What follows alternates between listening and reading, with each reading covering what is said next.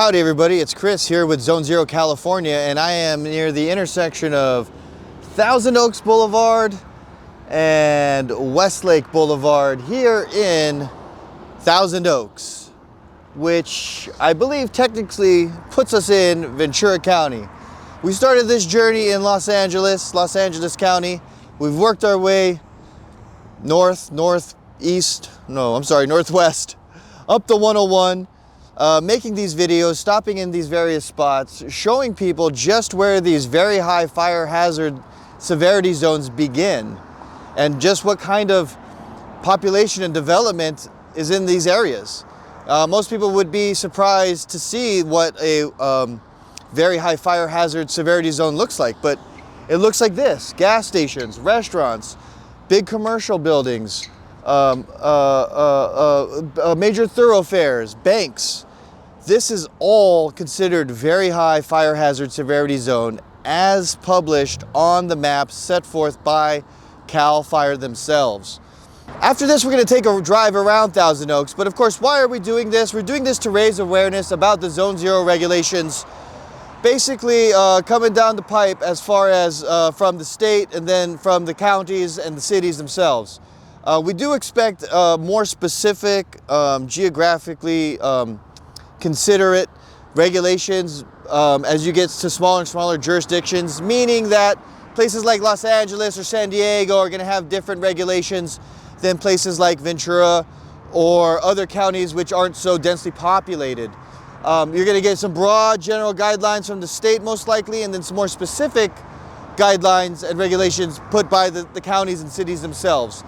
This is to accommodate for the specifics and the considerations of the populations in those various cities and counties, right? So an urban population like Los Angeles or San Diego is going to have different considerations than a rural population, where 100 feet of defensible space around their home might be given on any property. But you know, in Los Angeles, Ventura, or San Diego counties, you might live less than 10 feet from your neighbor. So you guys might be sharing a fence 5 feet from each of your homes. Now, why do I bring that up? Well, again, this is about Zone Zero.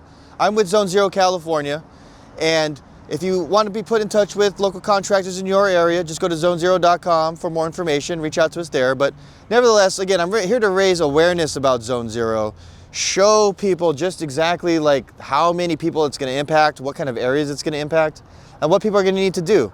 So what is Zone Zero? Zone Zero is the 0 to 5 feet around your structure or your home on your property.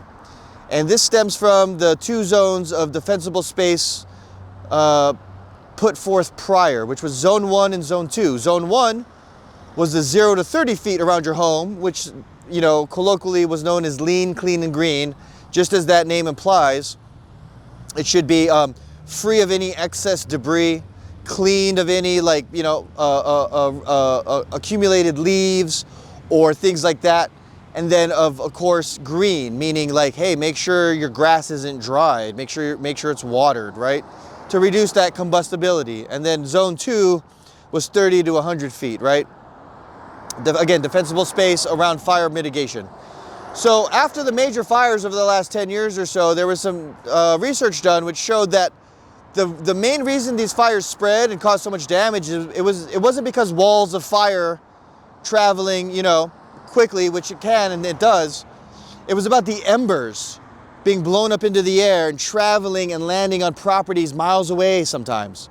And so there was a renewed focus then on fire hardening, especially around the 0 to 5 feet around any structure, because if an ember lands, let's say, on your roof, and your roof has a bunch of dried leaves that have accumulated over the years, well, that's going to catch fire easily, and it might be too intense for you to put out before you even realize it's on fire, right? Not to mention that what we saw, like with the local fire departments, is everyone was stretched thin to begin with, focusing on the major fires. So that is where Zone Zero comes in.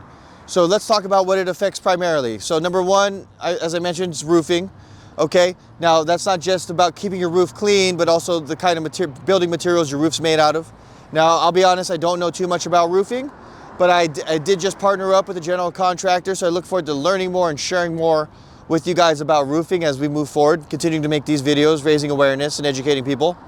But the next thing we could talk about is siding, right? Your siding. Now, I just drove around Agora Hills and Westlake Village, and I was able to find a number of homes that still had wood siding. So if your home still has wood siding because it was built during a certain era where certain styles and building materials were prevalent, and those building materials included wood, you might need to consider, or you might be forced to change your siding here in the next few years. Now, before I go any further, let me clarify what these regulations entail. So new buildings in very high fire hazard severity zones must have zone 0 building regulations from the beginning. So all new builds must use Class A non-combustible materials.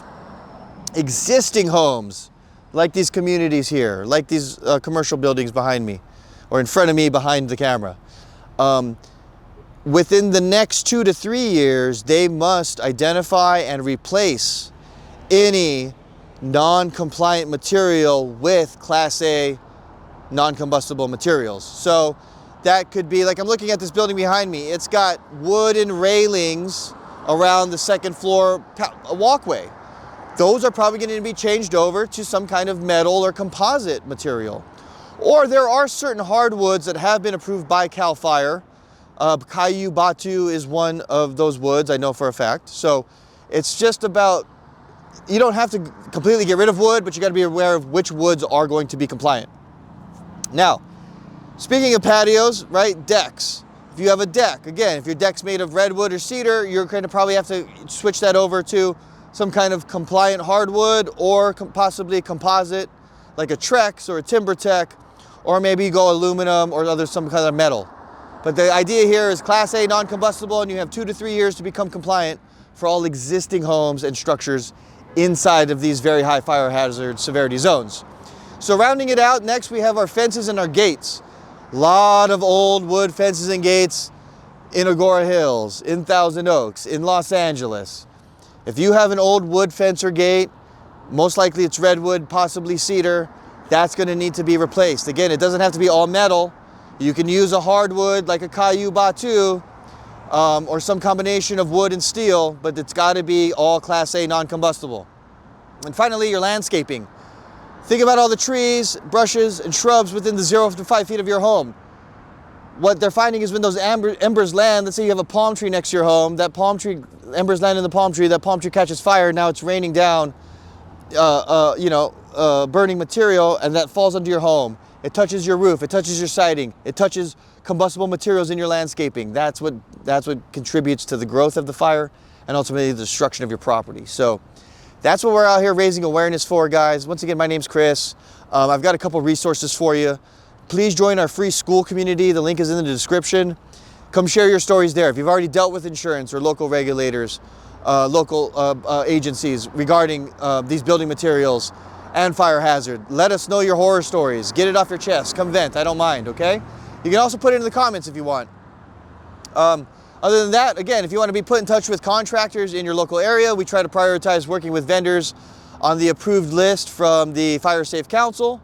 But you can go to zone0california.com, give us a call, fill out the form, reach out to me, get in touch with us over there, and we'll connect you with somebody right away, all right? So let's take a drive around Thousand Oaks and see what we can find that might be an issue when it comes to Zone 0.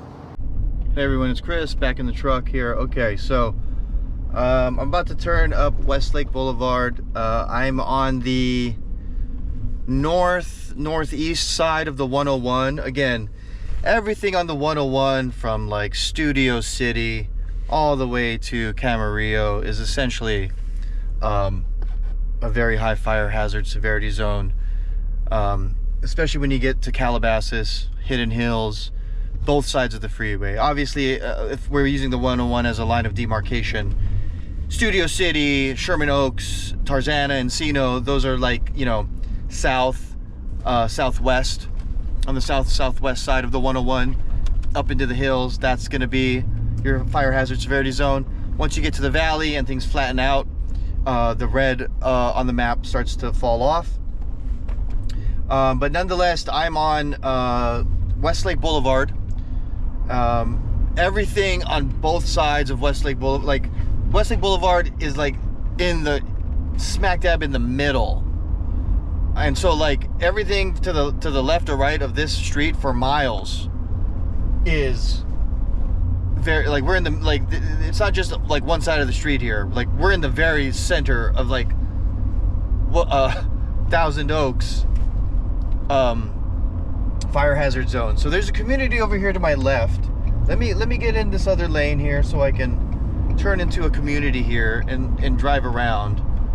To the right of me, it's kind of just all mountains, it seems like. So let me get into one of these communities, and again, we're just gonna drive around a little bit just to like but there's everything, all of these homes, you are in the middle of a very high fire hazard severity zone, every single home here. So oh, there's a small community up there, but I'm gonna turn here and we'll see what we can find over here. Again, I don't mean to call anybody in particular out. I don't mean to single out anybody. I'm not here to admonish. I'm here to help. I'm here to raise awareness because we want to be prepared, not scared, okay? So, oh yeah, they've got wood fences. All right, so let me get into a neighborhood here. All right, here's a little, I'm gonna make the right turn into this neighborhood. So let's just drive in. Oh, it's gated. Interesting. Okay. Interesting. Okay, so maybe let's try the other